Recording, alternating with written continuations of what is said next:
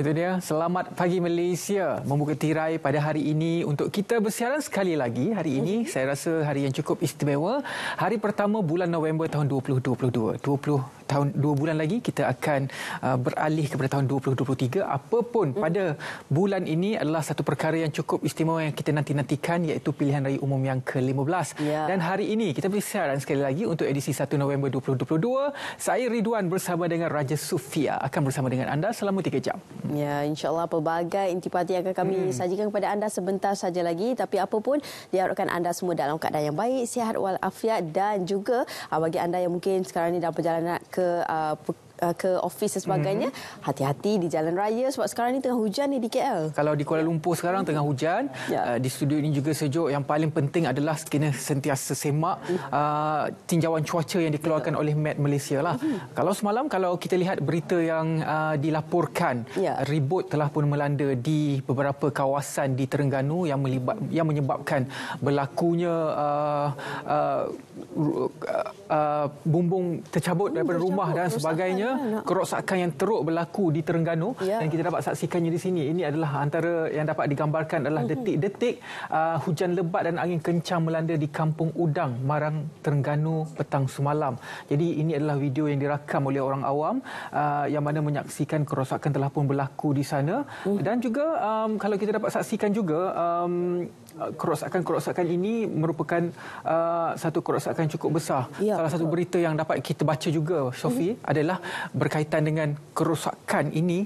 Satu rumah dijangka hampir RM30,000 kerugian diakibatkan oleh ribut yang berlaku semalam. Ini yang berlaku di Terengganu. Jadi apapun kita mendoakan, moga Allah mudahkan urusan mereka dan moga semuanya selamat dan moga kita mengharapkan tak ada kecederaan yang berlaku pada orang awam lah. Dan antara yang lain juga boleh kita kongsikan berita menurut berita semalam, iaitu berkaitan dengan kes COVID-19 terkini, iaitu Malaysia catat 4 kes COVID-19 varian XBB. Dan antara perincian di sini kalau boleh saya kongsikan, iaitu menurut Menteri Kesihatan Khairy Jamaluddin, kes melibatkan 3 lelaki dan seorang wanita tempatan berusia antara 25 hingga 50 tahun dari Selangor dan Negeri Sembilan, dan semua kes tersebut melibatkan kategori 2 dengan mengalami gejala demam dan batuk serdahana. Hanya satu kes saja merupakan kes jangkitan semula dan semua kes terbabit telah menjalani isolasi 7 hari, manakala semua kontak rapat juga telah dikenal pasti. Dan kalau kita lihat sekarang ini, kes baru COVID-19 tunjuk peningkatan dengan 16,917 kes dari 23 hingga 29 Oktober berbanding 14,520 kes minggu sebelumnya. Jadi kalau kita lihat semalam, apa pun yang telah pun disampaikan oleh Yang Berhormat Menteri Kesihatan, iaitu perlunya untuk kita memakai pelitup muka sekiranya berada di dalam kawasan yang sesak dan juga ramai orang. Perlu untuk kita berhati-hatilah, walaupun ia tidak diwajibkan, tetapi untuk kita precaution lah, untuk kita sama-sama berhati-hati, tak kira di mana pun kita berada. Yang paling penting adalah nyawa dan juga kesihatan anda semua. Dan juga disampaikan juga, Sophie, berlakunya gelombang kecil akibat daripada varian XBB ini. Kalau di China itu telah pun dilakukan perintah berkurung ataupun lockdown untuk seketika untuk memastikan jangkitan ini tidak berlakunya penularan secara besar-besaran.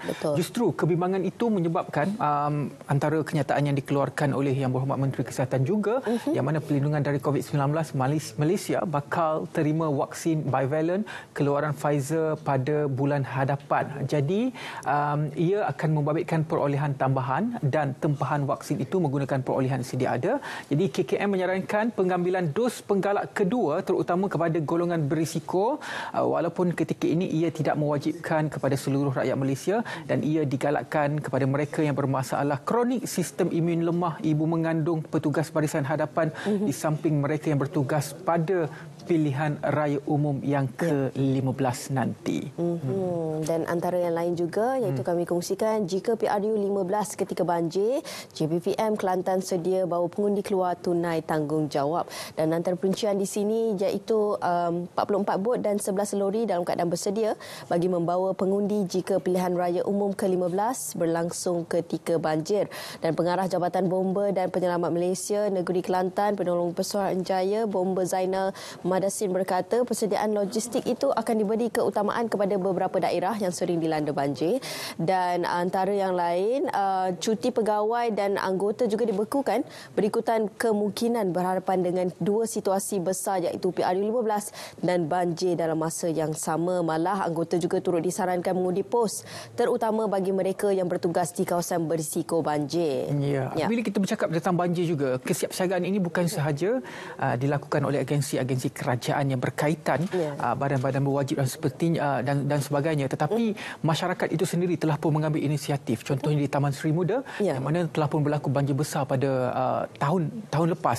Pada tahun ini mereka mengambil inisiatif, komuniti mereka mengambil inisiatif untuk melakukan simulasi jika berlaku lagi banjir, apa yang mereka perlu lakukan.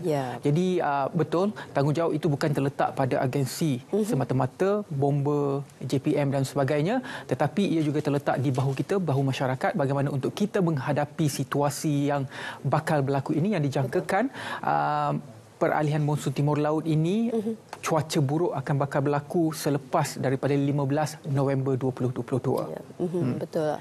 Walaupun perlu ada persediaan buat kita semua, seperti yang Ridwan kongsikan tadi, perlunya kita ambil tahu dan juga kita pun sama-sama untuk kita mengetahui apakah antara perkara-perkara yang boleh kita lakukan sekiranya situasi banjir berlaku di kawasan anda, dan apa antara barangan-barangan penting yang perlu kita ketepikan supaya sekiranya berlaku banjir, mudah untuk kita dan juga keluarga kita untuk mendapatkan dokumen penting dan tahu ke mana arah tuju selepas itu.